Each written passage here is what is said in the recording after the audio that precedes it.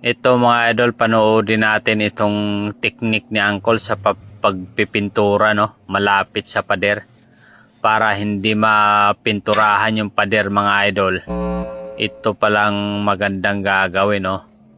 Ayun.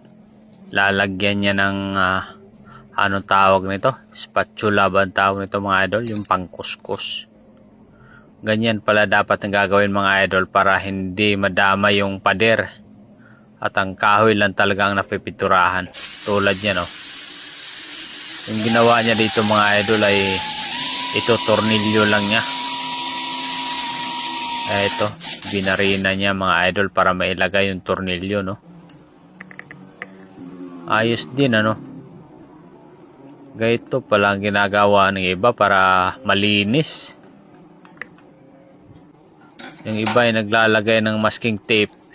Ito namang diskarte ni Uncle ay ganito lang. Lalagyan mga lang ng harang sa likod, oh. So ito, panoodin natin yung kanyang sample. Kung effective nga ba. Para hindi madama yung simento, no? At kahoy lang ang napipinturahan. Ayun. Ita-try na. Ayun.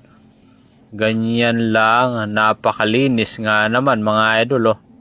Effective yung kanyang naging idea dito mga idol. Pwede nyo itong gayahin.